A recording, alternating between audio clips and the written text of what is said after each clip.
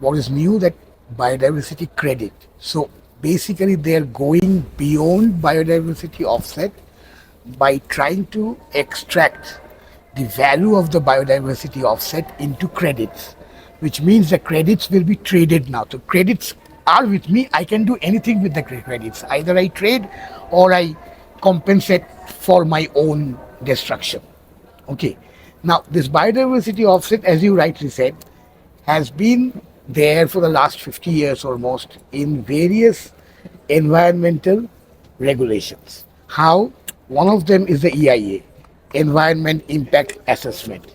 And so every environment impact assessment requires an environment management plan.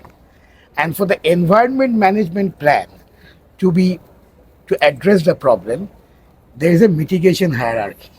So that mitigation hierarchy means you avoid or you minimize or you compensate at some extent. And that is the hierarchy. So where you should avoid, you cannot have the project. And where you can minimize, be clear on your EIA that what are the minimization that we can do. Depending upon that, your clearance should be discussed and made possible with the guidelines. So what do you do in the environment management plan to minimize impacts, negative impacts of the thing. And if you further have to go, and many of the times what the government say that we had to further go beyond minimization to get the project cleared is due to public good. And this public good has been used all over the world to sanction the projects which destroy hugely, destroy the communities actually. So for a huge hydroelectric dam to provide power to the cities, you are actually destroying not only nature but the communities by displacing them. That in the name of public good. So now what the EIA or EMP has is that in many embedded regulations is that if you destroy a certain amount of forest or a certain amount of wetland, you compensate. And so they kind of, it's very arbitrary, a value, how much you are paying. Supposedly, to compensate something somewhere else. It can be a wetland again, it can be a plantation in the name of restoration. So that is the basic theory behind biodiversity offset.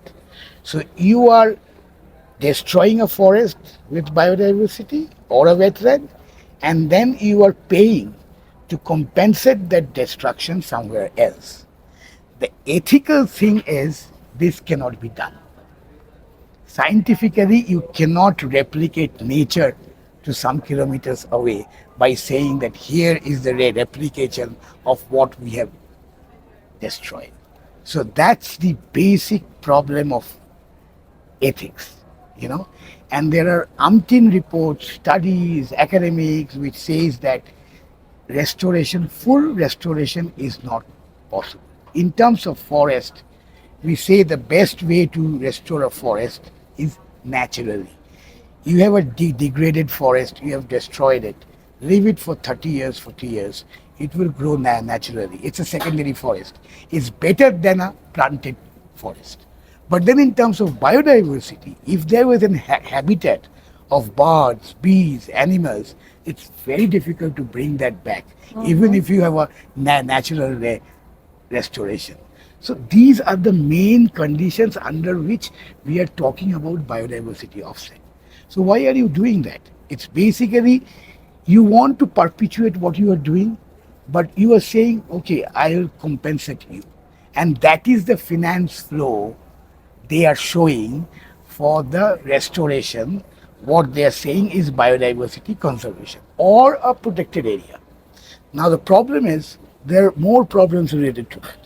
Now you destroy some area and then you ask IUCN or Conservancy International, you know, we will compensate, we'll give you the fund, have a protected area established, which will be shown as as conservation area. So again, with the current model of colonial fortress model, that area will be evicted of the communities, restriction in the name of conservation. And then they're saying that how much credit then I have, that value is now turned into credit, how much credit now that I have to go on to saying that what I have destroyed is fine. I have balanced it. So 1 unit of value of destruction is very strangely balanced by 1 unit of value of conservation. And when you turn into its value, then you turn into a credit. But in terms of climate change, at least you can talk of carbon as a metric. So 1 ton of carbon, 1 ton of carbon this side, though it's a flaw, it cannot be done. But in biodiversity, what do you use? 1 hectare of forest is fine. What is the biodiversity unit? What is the unit of wetland? What is the unit of habitat loss? What is the unit of species lost? How much elephant was lost? How much birds and insects and bees were lost? Can you talk of that in terms of compensating? This is utterly I don't even call it flawed. It is unethical.